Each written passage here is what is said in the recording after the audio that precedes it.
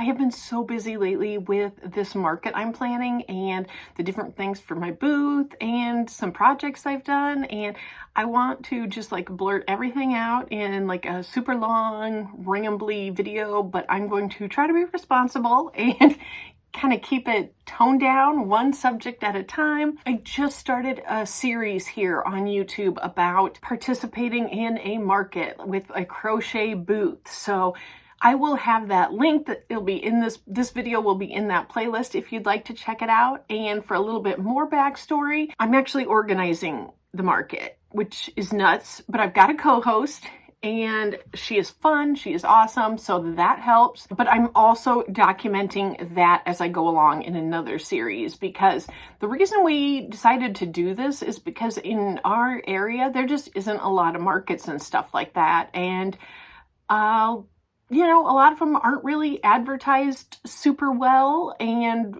we feel like we want to do this, we want to do it right, we want it to be worth our time, we want it to be worth everybody's time. So I'm letting you know the steps I'm taking in that separate video, where that is organizing a market on your own if you need to.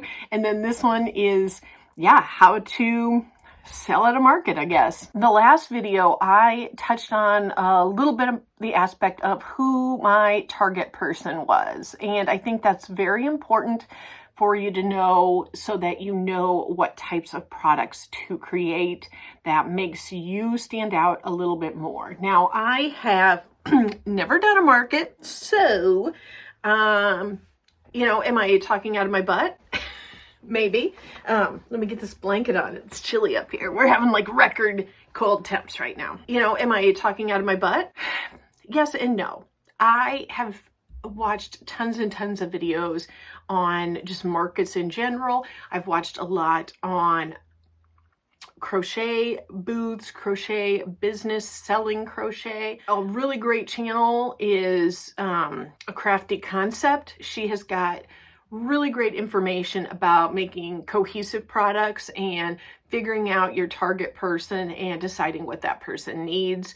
Crochetpreneur is a good channel as well if you're looking for that, you know, like crochet business type of stuff. And what I have gotten so far is that there are tons of crochet booths out there. There are tons of crochet businesses out there. And you kind of look at it in the aspect of, you're not going to appeal to everybody, so trying to kind of makes you appeal to no one specifically. So in the last video, I kind of talked about my target person. She's probably a lot like me, probably rural, because this is not an online market. This is an in-person market. So, I mean, yeah, she'll be rural. There's a good chance she'll be like millennial Gen X. So from there, I want to decide, like, what does this person need? Like, you know, that seems like a relevant question. There's just so many different factors that go into it. And mainly what I learned from A Crafty Concept, her name is Ashley, by the way, is that you really need to find things that are like add-on products and products that support each other in your booth. If you have too many random things, you could end up having more of like a garage sale type of look inadvertently. Not that your stuff should be in a garage sale, but you know, it can have that non-cohesive type of look where there's so many different things. And I know Ashley at A Crafty Concept is really big on like having a general color scheme and different things like that, so everything looks branded and cohesive, and I really like that. So I am going to do my best, despite a couple of things that I'm doing different for this first one. And I touched on that in the last video. So real briefly, to catch you up if you didn't see that, basically for this particular market, this will be my absolute first market. I'm going to have a slightly wider range of different products available, and also there's going to be a little more color variation than hopefully there will be in the future. So basically some of that is I want to use some of the yarn on hand. I don't want to have to spend a bunch more money to make these items than, you know, if I don't have to and I have yarn. So I am going to be making do where, like, in the future, if I decide to make certain items again, I can really hone in on that color scheme and bring it more cohesive, just bring it down, give people maybe a few less choices just so it makes it easier for them to purchase. But this is a little bit of a trial run for me. I'm not going into this with the attitude that I am going to get rich off of this market by any means. My goal in this market is to basically, like, how do I want to say this? Like, not make my presence known, but kind of. I guess I want to let local people know that I have this business. This is what you can find here. I plan on hopefully being able to do some like seasonal drops on Facebook for my local people in the area, or do like very small shows, you know, maybe like at just like the library or something very low key that isn't, you know, a big deal or whatever. And then of course doing another market next year. The first thing I looked at was what type of person is going to be shopping my booth. So the second one, I looked at the season. So basically we're going to be having this towards the end of April. So the spring going into summer. So I will say I am trying to make sure most of my products are spring, summer related. I don't think I'll have any wool type of products. I will have a minimal amount of acrylic, but for the most part, I'm going to try to do as much cotton as I can. Now, there are going to be a few products, like I said, that are going to be acrylic because I like the way they look, like the Super Saver Ombre. I've got a mandala vest and I want to make another mandala vest. A few things like that where I think that also really goes pretty well with the brand I'm coming up with. Basically, I just looked at it from the point of view of, okay, so here's this Gen X or millennial lady and it's summertime. What is she going to be doing? Well, around here, you know, you can go to fairs, you can go to music festivals, you can go to, it's mostly outdoor stuff. People love like just boating on a lake, bonfires. But I thought, okay, so I'm going to go kind of with the like music festival type of vibe with mine, just because that's something that for me, just like clicks a little better than like boating. I don't know, it's just personality wise. So I was like, okay, what does this lady want? Like she could want clothes, something really cool to wear. She could want accessories. She could want accessories to go with what she already has. You know, like what type of things, if I'm picturing this lady in my head at a music festival this summer, you know, how is she going to be decked out? Like, what does she want? So one of the things that I had in mind at first was I thought I wanted to do some canned koozies. And I found a great pattern. It was by, I think it was by the Turtle Trunk. I'll link it. It came out great. She's got like a regular can and a tall skinny can. Yeah, they came out great. The patterns were good. But I realized I kind of hate making canned koozies. Not doing that. It was boring for me. It was repetitive.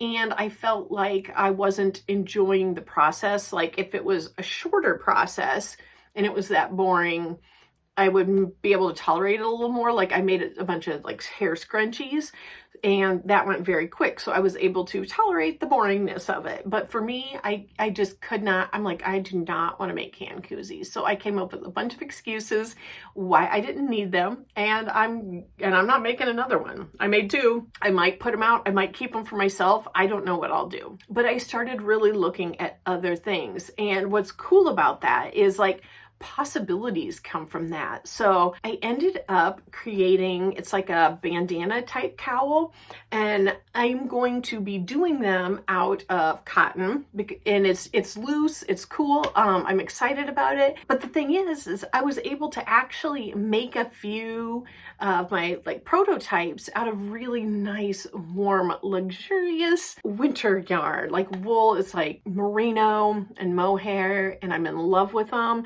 and I'm gonna wear them, and I will share that in an upcoming video with you because I am super excited about that. But it's just one of those things where while working with it, I'm like, I got to experiment. I got to see what works, what is quick enough that it won't take so much yarn and so much time that it then becomes not cost effective to make these. I am really excited. It is hard for me not to like show you one right now, but that might be like the next video or the one after that. So stay tuned for that. You know what? It'll probably be the next video. So like next Monday night, that'll probably be out because it'll probably still be cold. And yeah.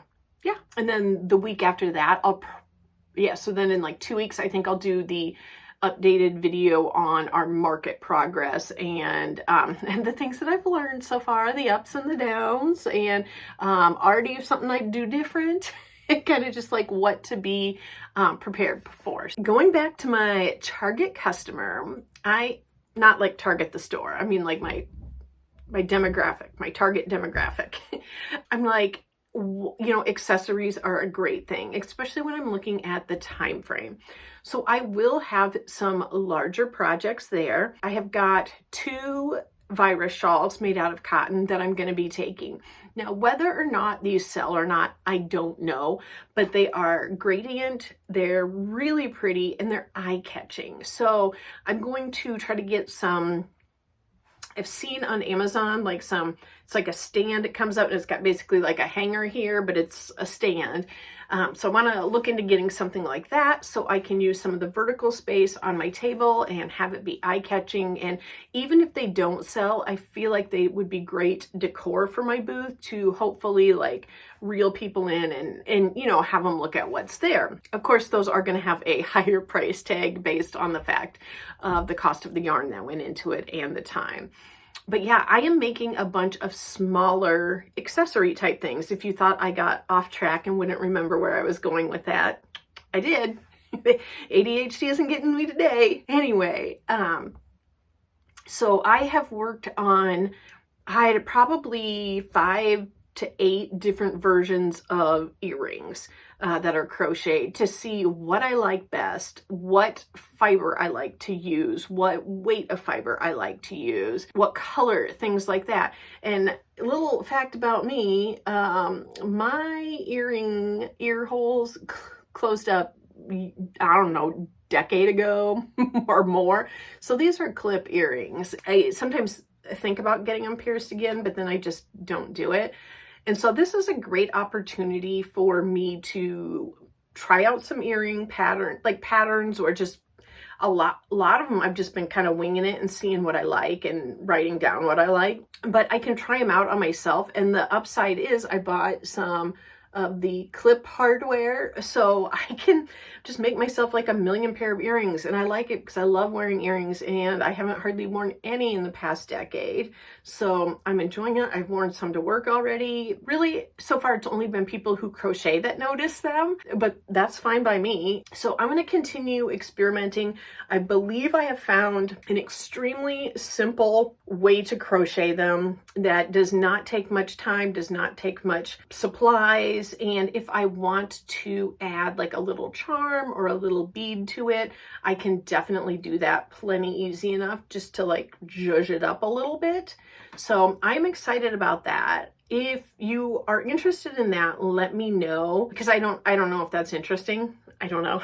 I did talk to a friend of mine that is way more experienced with beads and jewelry making, and got some tips and advice from her. After doing that, I feel much more confident about moving forward. Like, she just helped me smooth out a few things that I was really struggling with, or not like quite understanding what materials I needed to do it. So I'm excited. I think it is going to be a great add-on. Like, I could have 1 price range, I could have 2 price range, but you know, have them be low enough that it gives some variety to what people want to spend, what they're willing to spend. And not everybody wants, you know, I mean, some people just want to spend 10, 20 bucks is all. So I definitely want to have some options in that regard. I was also talking with this gal who does the beading about like how I could do some bracelets and fun stuff like that, like crochet around the beads. Yeah, so I haven't made one of those, but maybe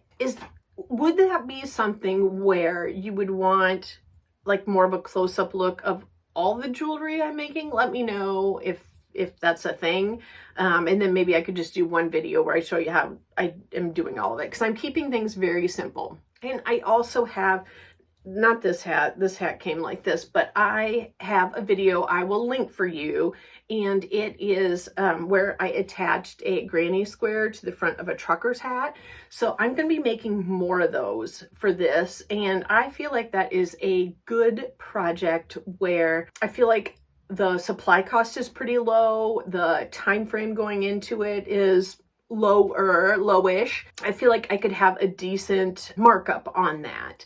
So, you know, say maybe I have $5 going into the project in supplies, and I was talking with someone, and, you know, she was like, yeah, you should probably sell it for like 20, 25, somewhere in there. So I haven't decided totally, but I feel like that's an awesome profit margin on that particular item. Which brings me to kind of the last thing I want to touch on, and that is the fact that I'm trying to utilize things that are out there and products that I can kind of like add crochet to. So do you remember there was a show on Food Network? I don't know if it's still on, but it was like called Semi Homemade with Sandra Lee, I think is what it was. And I guess I feel like some of the products that I'm making for this vendor market are definitely going to be like semi-homemade. I love the granny square idea, and I want to have like a couple projects with the granny squares so that, again, it's like cohesive, and I will use the same yarns for the different granny square stuff. I found some little canvas bags, so they're like, it's got like a long strap, like a crossover strap, and then they're just like natural canvas color. I've seen them online anywhere, like any online craft store, any online store, you'll be able to find these things. I mean, I'm pretty darn sure I've even actually seen stuff like this at Walmart before. But basically, it's like a tiny little crossover bag that you could take with you to a festival, to the fair, out boating, anywhere like that. It'll be very lightweight. There'll be room for your keys and for your phone and some cash. And again, what I'm going to be doing is just sewing these couple granny squares onto the bag. So it'll still be cute. The upside of this is I think that the bags I paid like $1.50 for. It wasn't much at all. But the reality is I don't have the time to sew linings in bags right now for that. I would love to have bags with linings, crochet bags with linings, but right now that is not on the table. And this is such a great alternative where I know this bag is going to last. It's not going to fall apart on them when they take it out. The zipper's good, you know, the handle's good, all of that stuff. And I just don't have to worry about it, because how annoying is it when like you crochet a handle to a bag and it stretches all out? So with this, I don't even have to worry about it. It's got like more of a rope type one. I know the crochet is going to look super cute, and I can put a lower price point on it than if it was something that I took the time and sewed the lining and sewed a strap for it and all that. So I think it's a win-win for, you know, me and my potential customer. This is something you're thinking about and you are new to markets as well. I would encourage you to get out your hook, get out some different yarns, and just start playing around. If you have to frog it, who cares? If you don't like it, so what? You know, I've got several earrings that I'm just going to cut right off the little clippy thing because I'm like, you know what? I don't like how this looks. And I'm okay with that. Like, it's all part of the process. Everything isn't going to be perfect right out of the gate. And to be honest, it's freezing, it's snowing, and I have nothing else better to do except talk to my yarn friends. I will be keeping you up to date. Again, look for those other videos coming next, and I cannot wait. Maybe in the next video, I will show you a few more of the projects that I've been working on. So I will talk to you next week. Thank you so much. Bye.